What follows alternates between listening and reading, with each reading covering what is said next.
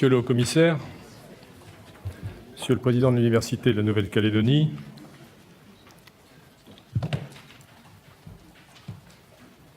Monsieur le député, Monsieur le Président du Gouvernement, Mesdames, Messieurs, Messieurs les ministres, mon cher Dominique, ma conviction est que le statut et les institutions de la Nouvelle-Calédonie ne sont pas une fin en soi. Alors en vous disant cela, je sais très bien que ce n'est sans doute pas ce que vous attendiez de moi, vous qui précisément organisez ce colloque consacré à l'avenir institutionnel. Mais néanmoins, je tiens à saluer chaleureusement les universitaires, les juristes, les chercheurs, les intellectuels qui ont accepté de participer à cet exercice et qui se retrouvent ainsi pour contribuer à notre réflexion collective institutionnelle. Mais par leur présence même,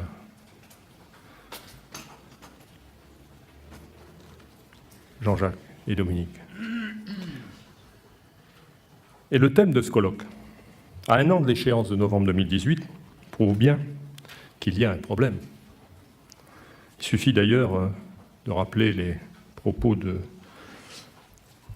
mes amis René Dosière et Dominique Bussereau qui, en mars dernier, dans le cadre de leur mission d'information qu'ils ont remise à l'Assemblée nationale, ils affirment qu'ils ressentent une grande incertitude, confinant parfois à l'inquiétude. En réalité, nous sommes au pied du mur. Et c'est ce qui donne toute sa pertinence à vos travaux.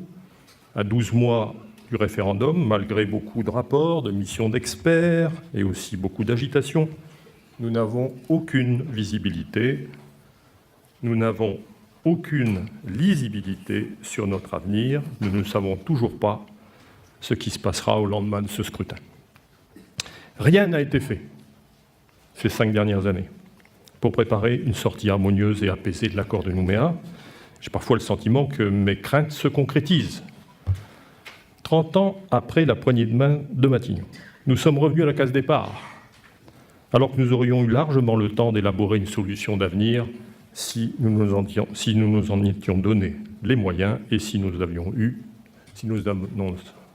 la volonté. Mais clairement, nous n'avons pas choisi la bonne méthode. Je vous le disais avec sincérité, pour moi, le statut des institutions de la Nouvelle-Calédonie ne sont pas une fin en soi.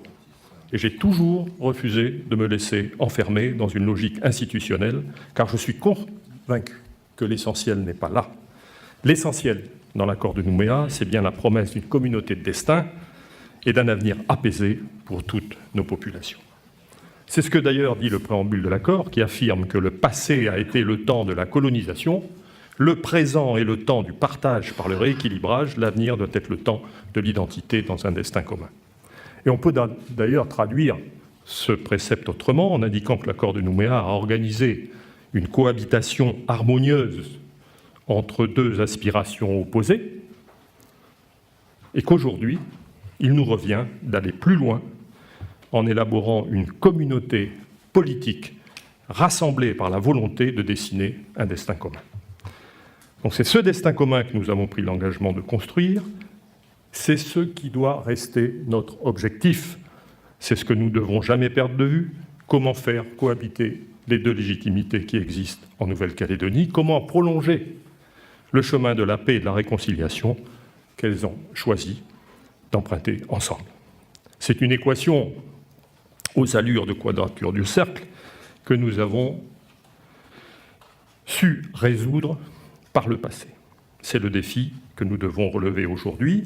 Notre responsabilité, c'est bien de répondre aux aspirations de nos populations qui espèrent que l'incertitude sur leur avenir sera levée au plus tôt. Notre devoir, c'est de préparer une solution d'avenir qui leur permette de consolider leur volonté commune d'un vivre ensemble. Notre rôle, c'est de leur offrir cette solution, c'est de rendre possible cet indispensable devenir en commun.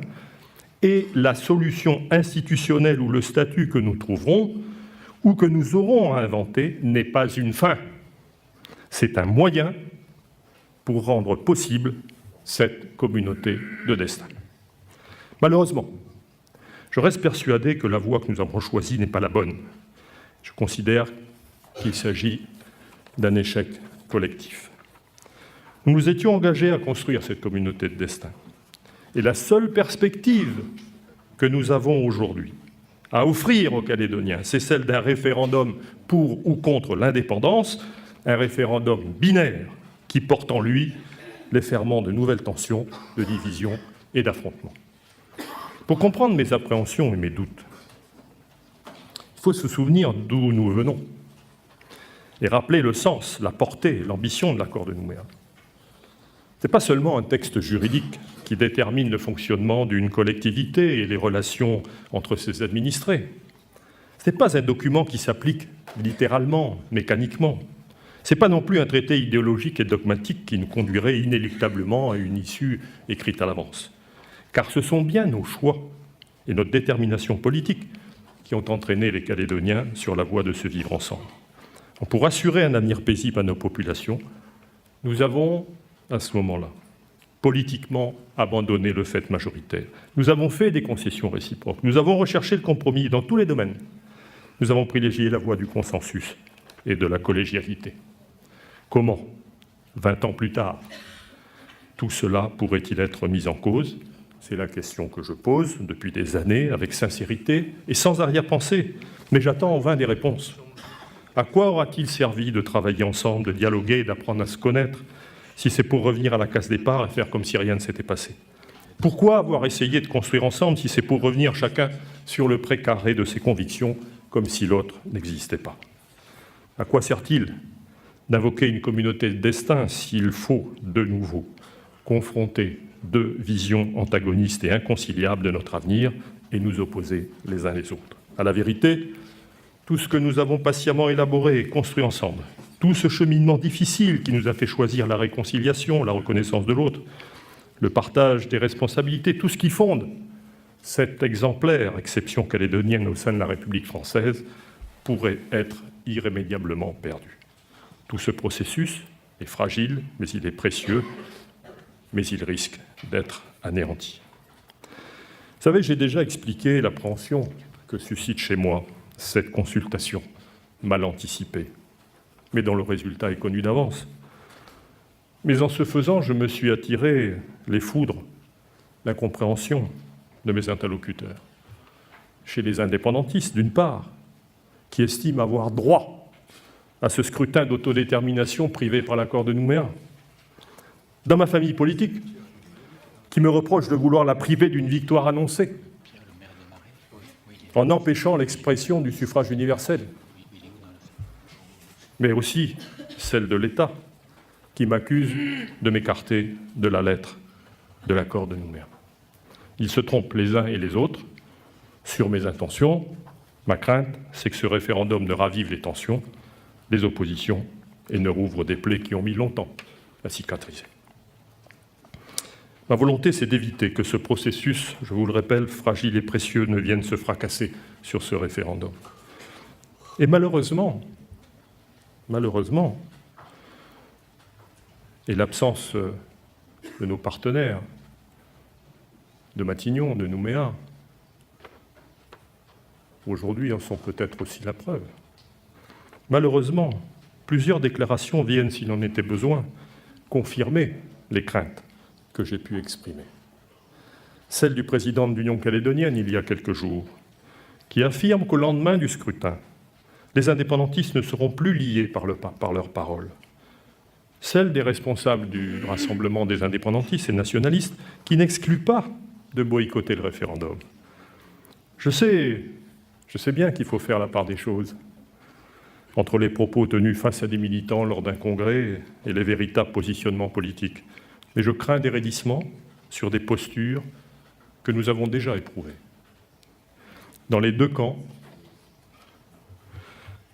certains pourraient être tentés, dans la perspective de ce référendum, de ne s'adresser qu'à ces franges minoritaires, les plus activistes et les plus extrémistes.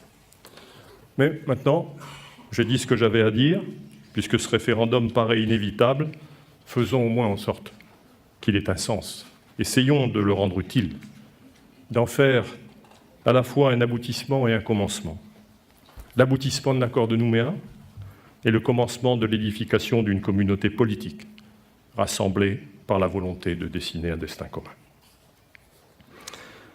Pour être tout à fait franc, je dois dire qu'en tenant ce discours ces dernières années, en défendant cette position, j'avais parfois l'impression d'être un peu seul.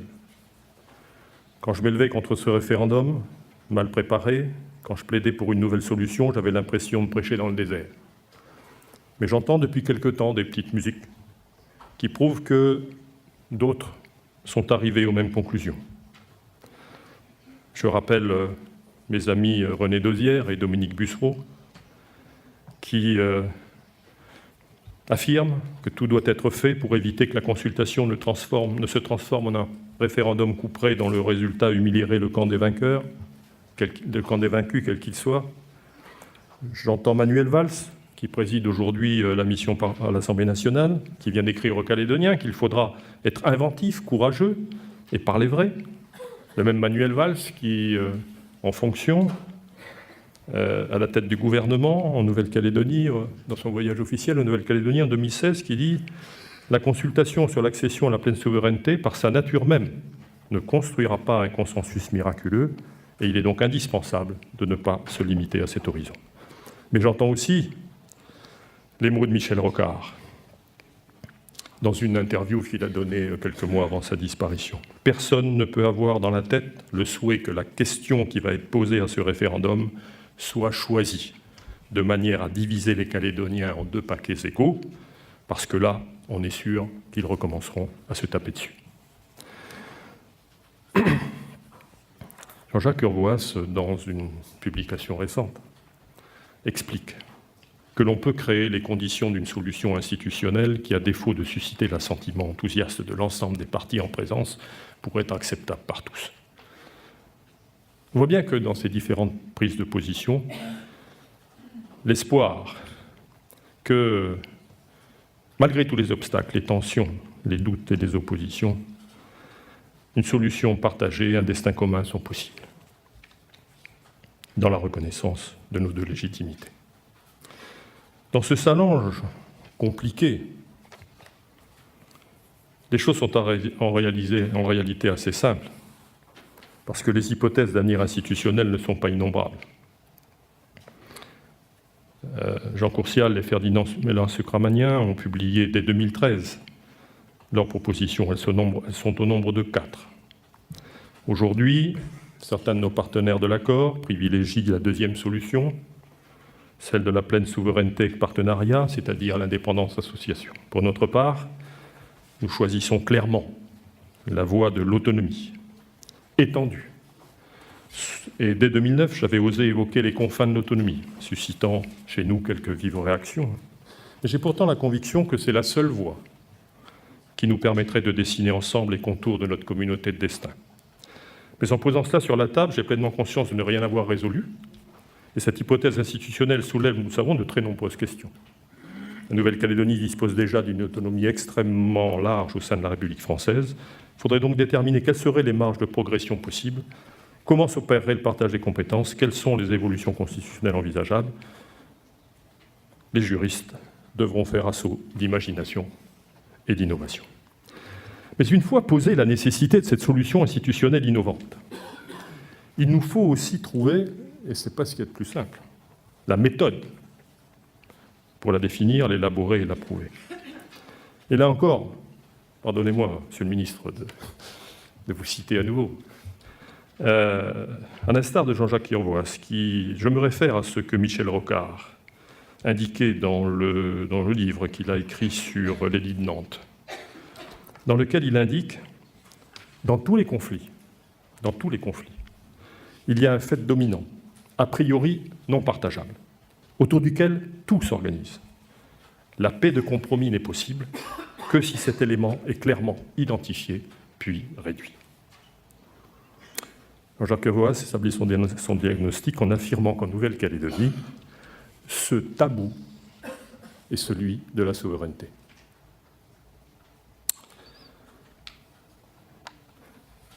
Je veux, si vous m'y autorisez, faire mien les les propos que Gérard Larcher, président du Sénat, a prononcés devant le Congrès de la Nouvelle-Calédonie en février 2016. Gérard Larcher indique ceci.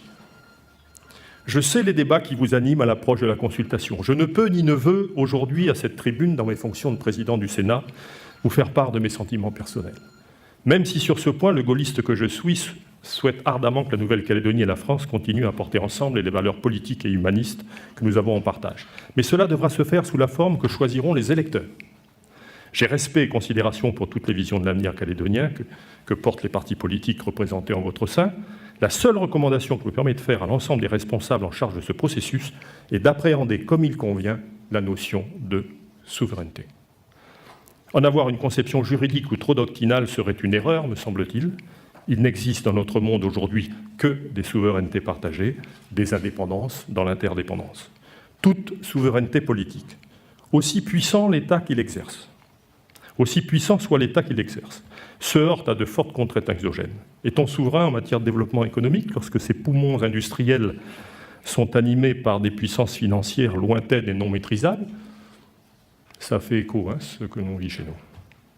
Est-on souverain sur sa zone économique maritime lorsqu'on est dans l'incapacité matérielle d'en assurer le contrôle? A-t-on la maîtrise de la progression du niveau de vie de ces populations lorsque des mouvements monétaires peuvent annihiler vos politiques? Comprenez-moi bien, ces questions que beaucoup d'entre vous se posent, je le sais, ne signifient pas que la solution de souveraineté n'a plus de sens. Elles signifient que la notion de souveraineté doit être comprise en tenant compte de ces réalités. Le nier serait se tromper et tromper les populations. Comme tous les peuples du monde d'aujourd'hui, les Calédoniens en ont fait le choix de leurs interdépendances. Ce n'est pas un choix de second ordre, et c'est peut-être même un choix plus difficile, car il n'est pas binaire, il nécessite une construction politique imaginative et volontariste. C'est aussi le défi que nous avons à relever dans le mois qui vient pour l'Union européenne. Mais cette construction politique doit aussi reposer sur une vision de la Calédonie dans le grand bassin du Pacifique du XXIe siècle. Nous avons tendance à nous focaliser sur les relations avec la France, alors que l'avenir s'inscrira pour beaucoup dans les relations qui se nouent entre les différents mondes du Pacifique. Les puissances chinoises, japonaises, coréennes, Australie-Nouvelle-Zélande, l'arc mélanésien, les archipels polynésiens, qu'il s'agisse d'échanges économiques, de gestion de ressources naturelles, de préservation des cultures et des modes de vie traditionnels ou de gouvernance politique, les communautés francophones du Pacifique, calédoniennes, polynésiennes, wallisiennes et futuniennes, ont un rôle à jouer. C'est à elles de le définir avec l'appui de la France, bien sûr, mais selon les axes qu'elles privilégieront, que vous privilégierez. C'est à mes yeux l'un des enjeux de la période de sortie des accords de Nouméa. Signé Gérard Larcher. Vous savez que, sans doute, Jean-Jacques Hervois, sans doute Gérard Larcher ont raison lorsqu'ils évoquent ce principe de souveraineté qui est un tabou. Et je crois qu'entre partenaires de l'accord de Nouméa, nous devons pouvoir parler de tout. Nous devons pouvoir parler de ce tabou. Depuis 2009, j'appelle de mes vœux l'ouverture de ces discussions pour que la consultation prévue par l'accord de Nouméa ne se transforme pas en confrontation. En février 2010, j'ai même pris une initiative de proposer que le drapeau identitaire kanak flotte aux côtés du drapeau tricolore. Je voulais, par ce geste, poser un acte politique, un acte de reconnaissance mutuelle des deux légitimités historiques qui cohabitent en Nouvelle-Calédonie. J'avais en effet la conviction que pour redonner un souffle à l'accord de Nouméa, pour relancer le processus engagé en 1988, pour créer des conditions d'un dialogue apaisé et confiant entre nous, il fallait un geste fort, un signe tangible qui parle à l'intelligence, au cœur et aux esprits. Et je reste persuadé que ces deux drapeaux, indissociables, portent en eux toutes les innovations institutionnelles et politiques ultérieures, parce qu'ils symbolisent ensemble la singularité de la Nouvelle-Calédonie et qu'ils ouvrent la voie à tous les possibles. Note d'ailleurs que ces deux drapeaux ont été choisis pour encadrer sur cette affiche la Nouvelle-Calédonie. Pour illustrer ce colloque, Monsieur le Président, je vous en remercie. Dans le même esprit, j'ai proposé en septembre 2013 une réflexion sur la citoyenneté, qui est aussi un des tabous à lever. L'accord de Nouméa nous demande de poser les bases d'une citoyenneté de la Nouvelle-Calédonie pour permettre aux peuples d'origine de constituer avec les hommes et les femmes qui y vivent une communauté humaine affirmant son destin commun. Pour cela, il faut donner un sens, il faut donner un contenu, il faut donner une âme à la notion de citoyenneté. Il faut l'adosser à des valeurs qui la transcendent et confèrent toute sa dimension. Je suis en effet persuadé que pour trouver sa véritable signification, la citoyenneté calédonienne doit être basée sur l'addition des valeurs que nous partageons. Les valeurs océaniennes, les valeurs républicaines, les valeurs chrétiennes. Pourquoi ne pas aller un peu plus loin? Pour établir cet indispensable dialogue, pour se donner une chance de construire ce vivre ensemble et ce destin commun. Ne devons-nous pas explorer et se poser la question du statut des personnes en Nouvelle-Calédonie, du statut de droit coutumier, du statut de droit commun? Une question, sont-ils compatibles avec la construction du destin commun? Je ne fais ébaucher quelques pistes, mais je crois que nous devons explorer tous les champs du possible pour faire converger nos sociétés et enfin trouver cet indispensable vivre ensemble. Ce dialogue franc et ouvert, ce dialogue approfondi avec les partenaires de l'accord, nous devons en permanence le rechercher et l'inciter. C'est dans cet esprit et avec cette volonté que j'ai pris l'initiative de proposer au Premier ministre l'organisation d'un grand palabre à l'Océanienne. Ce palabre, ça doit être un lieu d'échange et de parole, dans lequel on peut parler de tout, mais dans le respect de l'autre. Je veux vous redire aujourd'hui que la Calédonie s'est forgée sur des oppositions. Nos existences, nos parcours politiques, pour la plupart d'entre nous, n'ont été nourris que de conflits. S'en tenir à ce référendum pour ou contre, c'est faire revivre ce qui nous a opposés depuis tant d'années. Privilégier le grand palabre à l'Océanienne, c'est échanger en confiance, c'est échanger dans le respect de l'autre, c'est se donner du temps pour comprendre. C'est se rappeler qu'au-delà de toute solution institutionnelle, il y a des femmes et des hommes, des familles et des clans qui vivent sur une terre d'Océanie, dont le destin est de se rassembler autour d'une culture, d'une histoire, d'une identité, autour d'une vision commune. Je voudrais, à ce stade, que vous entendiez les paroles de Jean-Marie Tjibaou, il y a de nombreuses années. Pour parler d'homme à homme, il faut parler de représentation du monde à représentation du monde et de cœur à cœur. C'est à ce prix qu'un projet commun, fédérateur, saura nous rassembler au lieu de nous opposer. C'est à ce prix que notre devise, terre de parole, terre de partage, trouvera son sens. Au bout de ce palabre, je souhaite que nous puissions trouver cette solution institutionnelle, ce projet commun fédérateur qui saura nous rassembler au lieu de nous opposer. Il devra aussi nous permettre de réaliser tout ce que nous n'avons pas eu le temps d'accomplir, de rectifier, de compléter les erreurs, les faiblesses de l'accord de Nouméa. Cette solution partagée, innovante, inédite, reste à inventer. Je vous remercie de votre attention.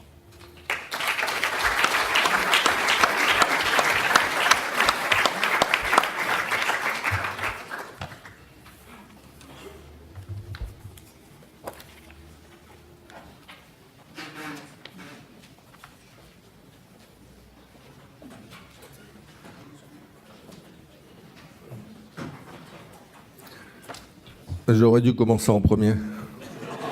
Je pense que je me suis fait rouler par Pierre Frogier.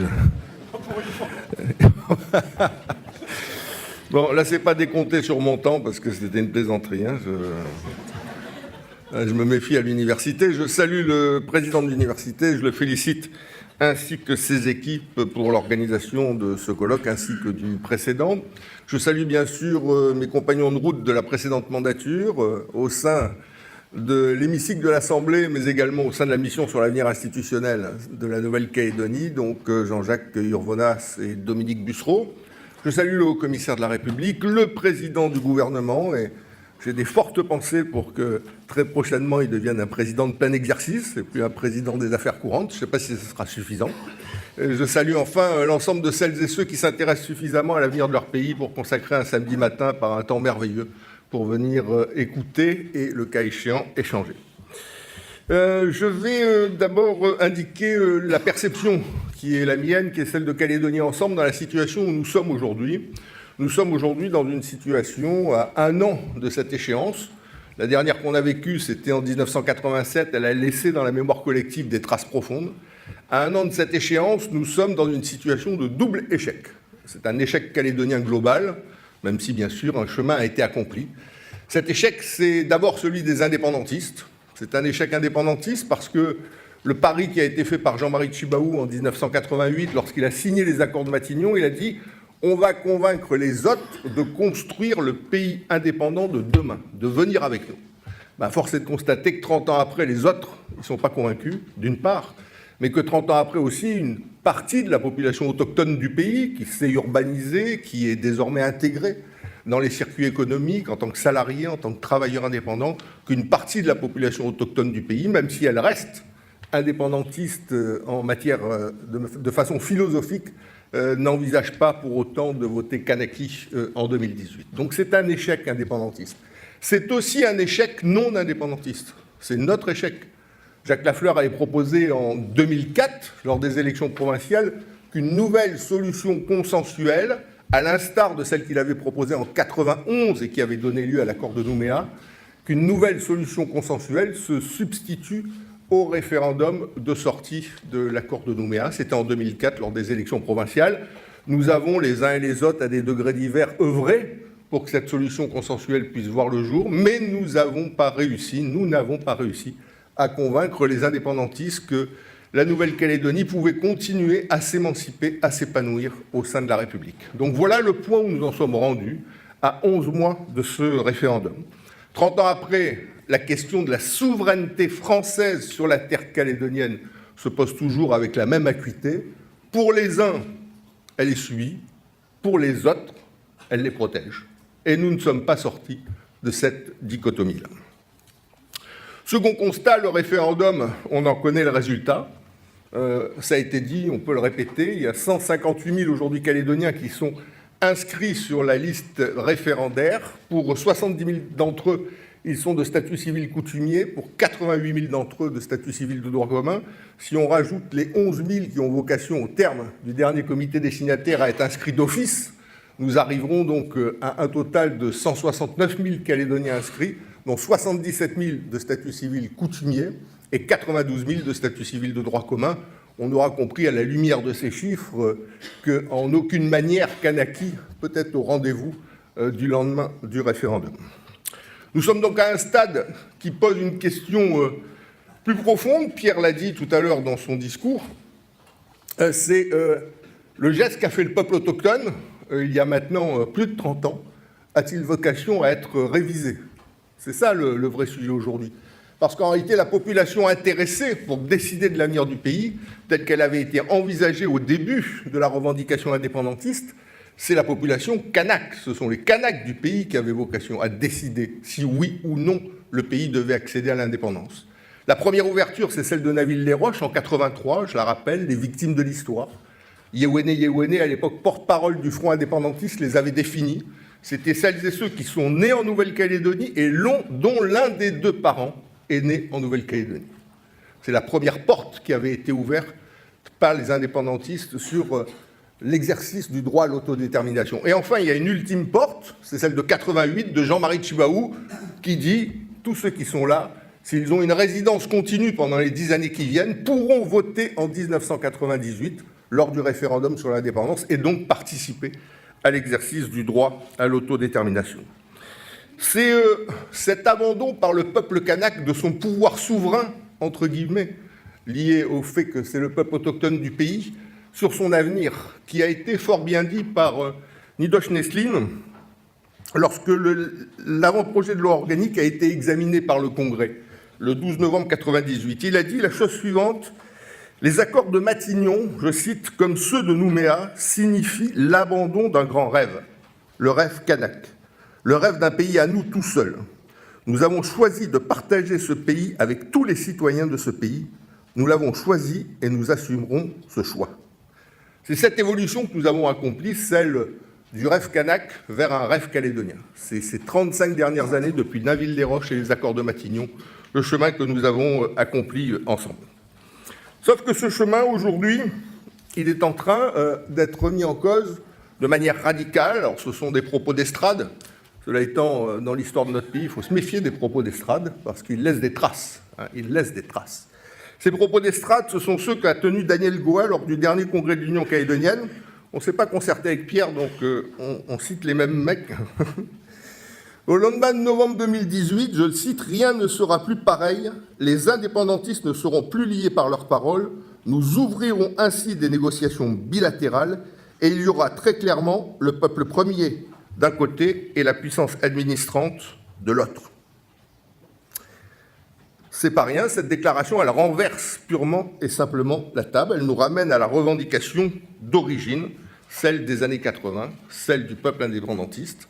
Elle nous ramène à la revendication d'avant Nainville-des-Roches. C'est pour ça que, comme on voit quelque part se dessiner un petit peu l'idée de faire table rase de tout ce que nous avons accompli ensemble, nous avons proposé, au titre de notre mouvement, qu'une déclaration sur notre patrimoine commun, une déclaration solennelle sur notre patrimoine commun puisse être effectuée par les indépendantistes et les non-indépendantistes avant le référendum, de façon à ce que, comme l'a dit Le Monde dans un article récent, nous évitions un grand bond en arrière à l'occasion de ce référendum. Ce grand bond en arrière, c'est oublier le rêve calédonien et repartir à la base sur le rêve kanak. Cette déclaration, elle devrait poser les fondations de notre organisation politique et de notre fonctionnement institutionnel, indépendamment du résultat de la consultation. C'est dire la difficulté de l'exercice. C'est donc un éclairage commun sur lequel nous devons nous engager, indépendantistes et non indépendantistes, sur le jour d'après la consultation, quel que soit le résultat de cette consultation. Cet éclairage commun, il devrait d'abord, bien sûr, concerner le droit à l'autodétermination, qui, dans l'hypothèse où l'indépendance, on l'a vu, c'est probable, ne soit pas au rendez-vous, continuera à s'exercer, c'est-à-dire le droit du peuple calédonien, peuple souverain sur son destin. Ce patrimoine commun, ce sont nos valeurs chrétiennes, de la République, les valeurs kanak et océaniennes qui se sont mêlées, qui font des valeurs calédoniennes, quelque part des valeurs endémiques à notre pays. Ce patrimoine commun, c'est notre histoire, ces mémoires déchirées, heurtées, qui, au fil du temps, sont tissées entre elles les fils du dialogue et deviennent progressivement une mémoire commune, celle du pays. Notre patrimoine commun, ce sont nos institutions. J'ai lu le projet du FLNKS, personne ne remet en cause les communes, les provinces, le gouvernement, le Congrès, le Sénat coutumier, les conseils d'air. Il y a des ajustements, bien sûr, qui sont nécessaires, mais rien de fondamental. Ces valeurs communes, c'est aussi notre citoyenneté. J'ai lu là aussi le projet du FLNKS. Pour eux, les citoyens deviennent les nationaux du pays, mais cette citoyenneté ou cette nationalité recouvre les mêmes droits et les mêmes devoirs. Certes, d'un côté, on a un État souverain avec des nationaux, et de l'autre, une Nouvelle-Calédonie au sein de la République avec sa citoyenneté. Mais pour autant, la réalité derrière les mots, c'est bien une réalité identique en termes de devoirs et de droits. Dans ce patrimoine commun, on a enfin notre rapport au foncier et au nickel, essentiel. Toutes les évolutions politiques de ces 40 dernières années ont concerné le rapport à la terre et le rapport au nickel. Il faut donc, dans ce patrimoine commun, mettre le consensus auquel nous devons arriver sur ces sujets-là. Dans ce patrimoine commun, il y a aussi quelques grands principes qu'il ne faut pas oublier. Ils nous permettent d'être là aujourd'hui à faire un colloque sur le sujet. Le partage des responsabilités entre les sensibilités du pays, partage à la fois géographique, mais aussi partage dans toutes les institutions, y compris dans l'exécutif du pays. Le rééquilibrage géographique, financier, économique, social, qui est la matrice première qui favorise l'émergence progressive d'un peuple calédonien. Dans les grands principes, nous avons bien sûr aussi la prise en compte de l'identité kanak et la reconnaissance symétrique de la légitimité des autres collectivités. Et puis enfin, dans les grands principes, nous avons le respect des convictions de chacun. C'est fondamental. C'est à partir de là, c'est la matrice première, le respect des convictions de chacun, sur la base duquel l'art du consensus océanien, qui nous a permis d'arriver là où on est, au travers des accords de Matignon et de Nouméa, a pu s'exercer. Mais cette déclaration commune, nous devons également, ce patrimoine commun, nous devons également le compléter. Nous devons le compléter avec ce qu'on appelle des souverainetés utiles. Ça ne veut pas dire que les autres sont inutiles, mais il y a des souverainetés utiles. Souveraineté économique de notre pays, indispensable si on veut sortir d'une part de la dépendance extérieure, notamment des transferts financiers de l'État qui restent fortes, et d'autre part de la mono-industrie du nickel. Souveraineté alimentaire, première des souverainetés, nourrir son peuple est aujourd'hui au sein du XXIe siècle qui s'ouvre probablement la question qui revêt la plus grande acuité. Et puis enfin, souveraineté énergétique, comment faire en sorte que l'énergie soit produite par notre soleil, par notre eau, par notre vent, plutôt que par les matières fossiles importées. Ces souverainetés-là doivent pouvoir faire partie du patrimoine commun.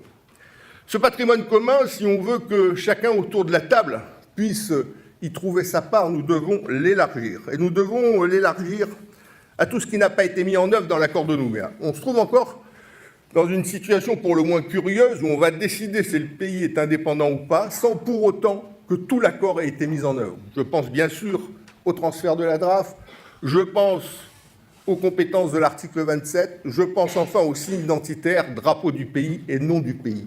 Dans le patrimoine commun, nous devons mettre notre volonté de trouver un consensus de façon à ce que l'accord de Nouméa soit finalisé dans toutes ses dimensions. Je crois que c'est possible si chacun agit en responsabilité. Dans ce patrimoine commun, on doit également réfléchir à quelle émancipation serait utile aujourd'hui pour notre pays, non pas de manière idéologique, mais de manière pratique.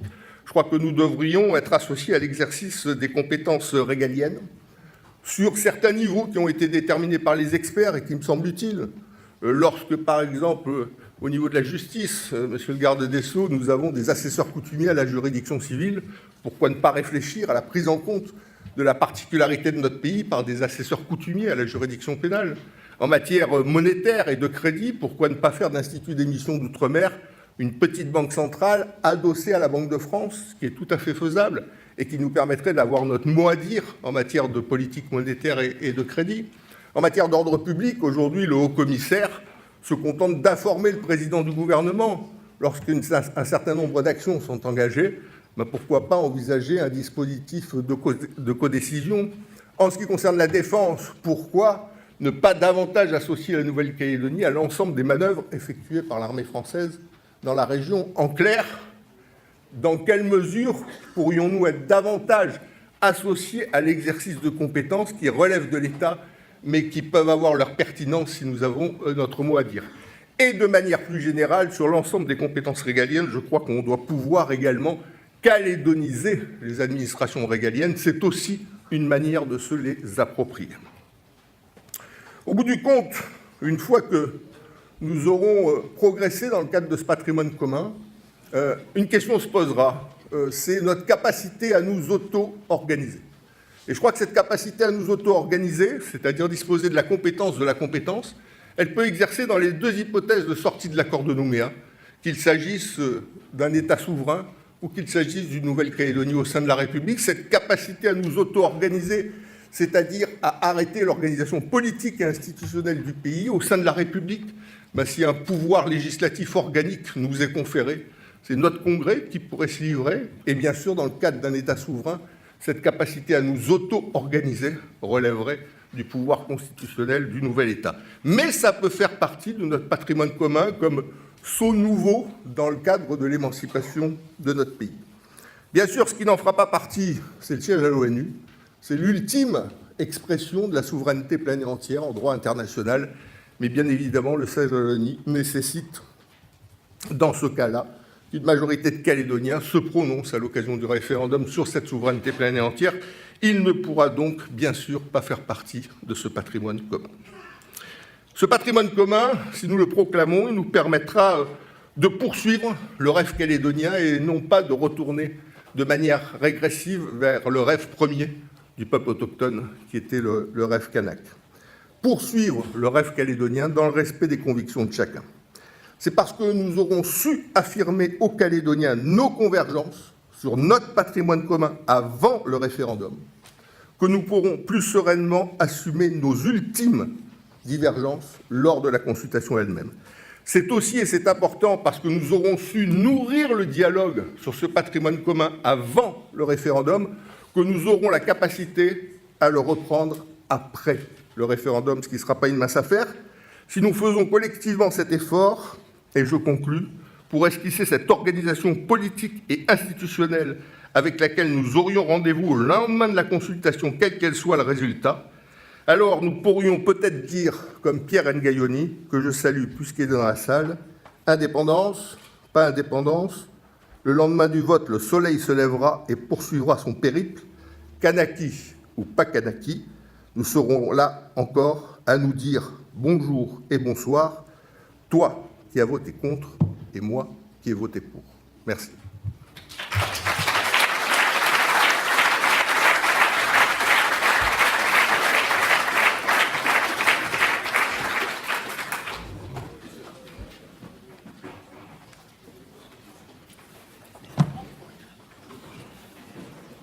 D'accord, est-ce qu'ils ne viennent pas les uns?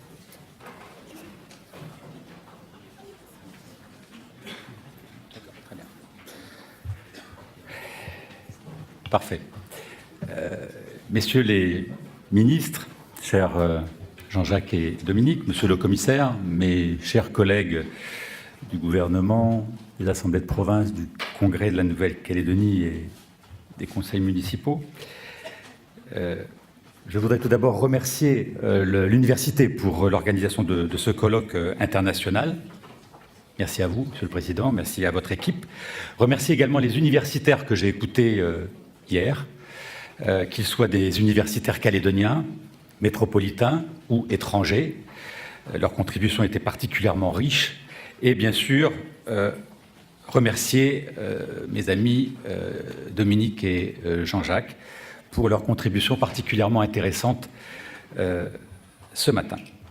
Et il est évident que, et c'était toujours dit, qu'ils ne sont pas là pour nous dire ce qu'il faut faire, mais qu'ils sont là pour faire part de leurs réflexions, de leurs interrogations. Et donc, c'est, je trouve, pour un élu calédonien particulièrement enrichissant. Je vais donc essayer d'être là aussi le plus concis possible, le plus contraint possible dans le délai qui m'est imparti. Donc, nous exprimons, Pierre, Philippe et moi, dans le cadre de l'intergroupe du Congrès. Donc, vous avez entendu Pierre pour le Rassemblement, Philippe pour le Calédonie Ensemble, et moi, donc, je m'exprime en tant que président du mouvement populaire calédonien. Tout d'abord, et donc essayer d'être le plus synthétique possible. Tout d'abord, vous dire que je suis plutôt optimiste. Je suis optimiste pour l'avenir de la Nouvelle-Calédonie et notamment son avenir politique. Pourquoi je suis optimiste? Puisque nous avons, nous, population de la Nouvelle-Calédonie, su faire preuve de sagesse et de volonté de vivre ensemble. Et cette volonté de vivre ensemble, je pense, est encore plus grande aujourd'hui, en 2017, qu'elle ne l'était en 88, au lendemain des événements, au lendemain de la tragédie de Ouvéa. Et donc, je pense que pour l'avenir, et notamment pour trouver une solution, cette sagesse des populations calédoniennes est importante, et même elle est indispensable.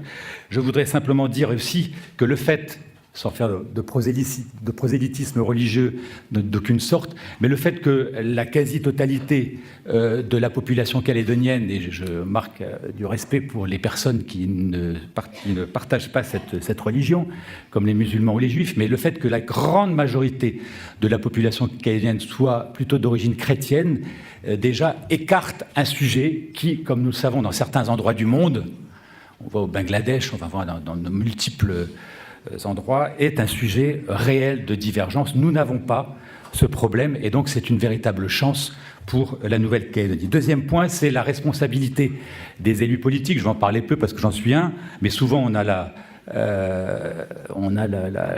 plutôt la tendance à discréditer les élus politiques. Il y a eu quelques interventions ce matin encore, des questions sur des élus amnistiés, des élus... Enfin bon, peu importe. Je pense que ces élus politiques, de quelque bord que ce soit, indépendantistes ou loyalistes, ont fait preuve d'un sens de responsabilité, que ce soit en 88 avec cette poignée de main et les accords de Matignon, ou que ce soit en 98 avec l'accord de Nouméa. Et je suis convaincu que demain, ce sens de responsabilité prévaudra, comme il prévaut d'ailleurs dans les différents comités des signataires, et dont le dernier qui remonte donc en début du mois de novembre. Et troisième élément de mon optimisme, c'est la capacité de l'État à être à notre écoute. Cet État est à notre écoute, plus qu'il ne l'était d'ailleurs avant 88, financièrement. Je pense que les Kenyans ne réalisent pas trop, quand j'ai entendu parler tout à l'heure de dette, on ne va pas aborder le sujet, je ne vais pas être polémique, mais enfin bon, s'il y a une dette, c'est plutôt la dette beaucoup du contribuable métropolitain vis-à-vis également des Calédoniens. Donc, en tout cas, il y a un accompagnement financier sans précédent de l'État de la France par rapport à la Nouvelle-Calédonie depuis de nombreuses années, mais notamment depuis 30 ans, avec les contrats de développement et avec la compensation financière de l'État pour les compétences transférées, notamment, je pense, juste un exemple, l'enseignement secondaire, qu'il soit public ou privé, où cette compensation financière avoisine les 50 milliards de francs pacifiques par an. Et donc, il y a cet accompagnement financier et il y a également cet accompagnement juridique. Et Jean-Jacques Urvoas l'indiquait également, Dominique aussi, cette capacité du législateur et du constituant également à s'adapter à la situation calédonienne. Je vous donne simplement 3 exemples rapides. La discrimination positive. Avant 88, il n'existait pas dans la République française de discrimination positive.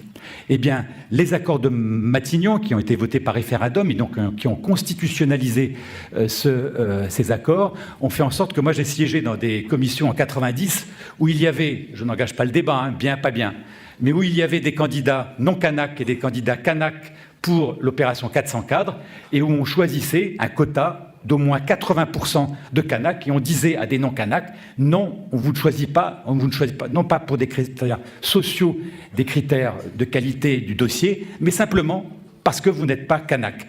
Donc, il y a eu l'acceptation par la France, par l'État, d'une discrimination positive qui a fait ses petits depuis en France métropolitaine, mais qui a été créée en Nouvelle-Calédonie entre Kanak et non-Kanak.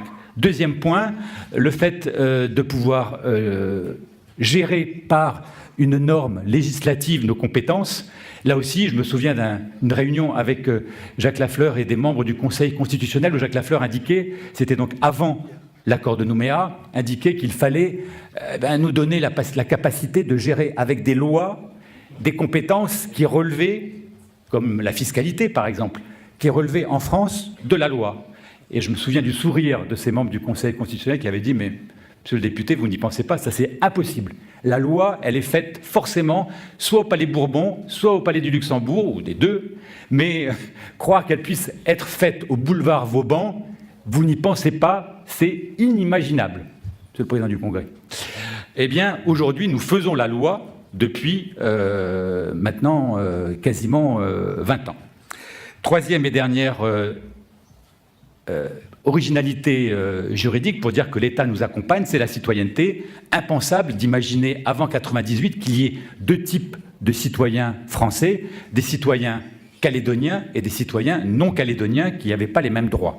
Eh bien, ça existe depuis 98. Tout ça pour dire que donc, l'État est effectivement capable de nous accompagner financièrement et juridiquement. Alors, quelle est la position du mouvement populaire calédonien, en quelques mots, sur l'avenir de la Nouvelle-Calédonie, donc sur un avenir institutionnel. Premier point, nous voulons une question claire. Nous ne voulons pas qu'en octobre ou novembre 2018, on laisse le choix aux Calédoniens entre une sorte d'indépendance association et une indépendance pure et dure. Nous, ce que nous souhaitons, c'est que clairement, on nous pose la question, est-ce qu'on veut rester dans la République française ou est-ce qu'on veut l'indépendance? Vous avez pu voir qu'au sein de la plateforme, il y avait des nuances à ce niveau-là. Mais ça fait la richesse de cette plateforme.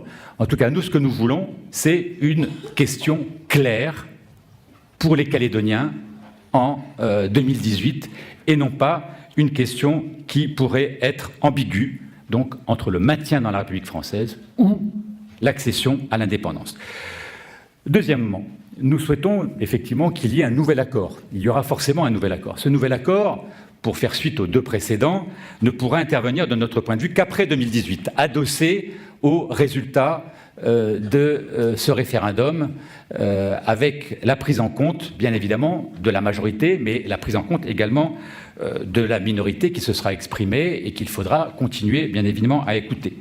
Nous pensons qu'il n'est pas possible de réaliser un accord avant et que cet accord avant ne pourrait être, et donc ce qui est impensable, qu'une sorte d'indépendance association. Et donc, c'est la raison pour laquelle nous considérons que cet accord ne peut intervenir qu'après 2018.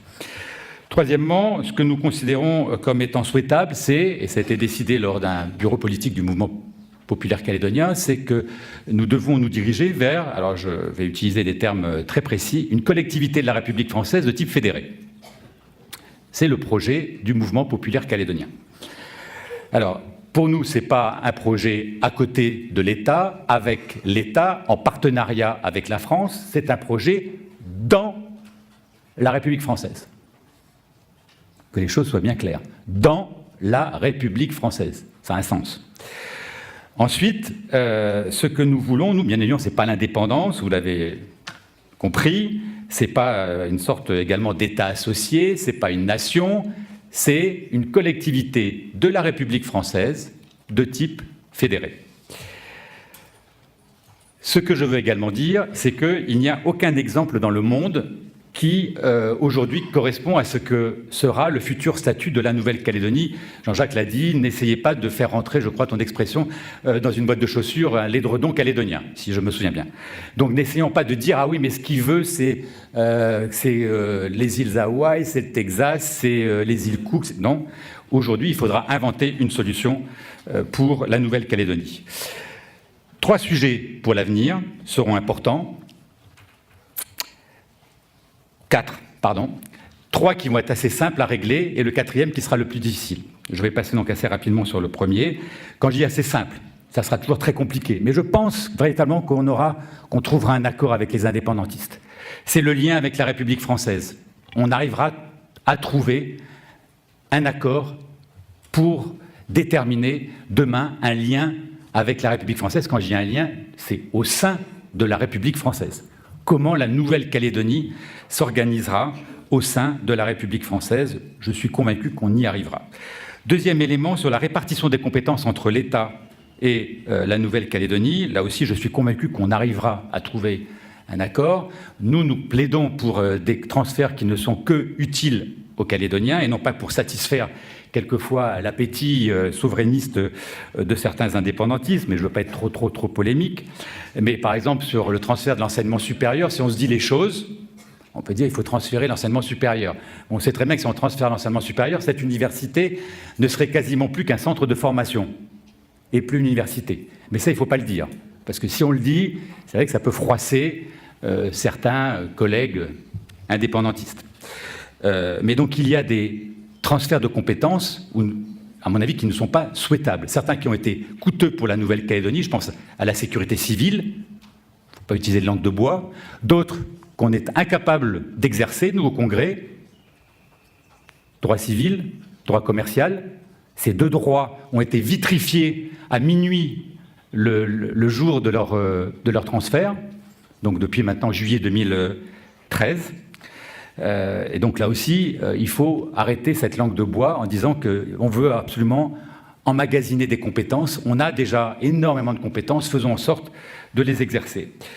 C'est le deuxième point. Le troisième point, c'est l'organisation interne de la Nouvelle-Calédonie. Là aussi, on trouvera, à mon avis, des solutions pour le gouvernement, pour les assemblées, pour les répartitions entre les compétences province et Nouvelle-Calédonie. Et on arrivera à s'y retrouver, je pense, entre Calédoniens, qu'ils soient indépendantistes ou non indépendantistes. Le dernier point, qui sera, à mon avis, le plus difficile à trouver, qui posera le plus gros problème et qui sera celui qui sera dans la nuit des négociations. Le dernier sujet, je pense, c'est qui est légitime en Nouvelle-Calédonie. Qui est légitime en Nouvelle-Calédonie? C'est en clair, qui est propriétaire ou qui est locataire, qui est propriétaire pour décider de devenir du bâtiment Nouvelle-Calédonie, ou qui est locataire, qui ne paye qu'un loyer, des impôts, et qui n'a aucun droit à être dans l'Assemblée des copropriétaires, aujourd'hui les non-citoyens. Et donc on a créé quand même, avec cet accord de Nouméa, ce qui existait dans les colonies françaises, c'est-à-dire qu'il y avait avant des citoyens français et des sujets français. Les sujets français, d'ailleurs, étant souvent les peuples colonisés. C'est-à-dire qui étaient français, mais qui n'avaient pas le droit de vote, et puis qui payaient l'impôt de capitation. Eh bien, aujourd'hui, on a créé, depuis l'accord de Nouméa, des citoyens calédoniens, nous, et des sujets calédoniens, qui sont en fin de compte ceux qui sont arrivés après 98 et qui payent les impôts, qui travaillent, mais qui n'ont pas le droit de voter aux élections du Congrès. Et ça, on voit bien que c'est un vrai sujet qui va poser problème avec les indépendantistes parce qu'il n'y a pas eu beaucoup d'évolution. Il y a même quelquefois des retours en arrière, on l'a vu dans des discours récents des congrès, des retours en arrière où on revient quelquefois au peuple premier, uniquement le seul légitime à discuter du devenir de la Nouvelle-Calédonie. On me fait signe qu'il faut vraiment que je conclue. Voilà. Donc, c'était donc les quelques éléments d'information que je voulais vous proposer donc, en ma qualité de président du mouvement populaire calédonien. Je vous remercie pour votre attention.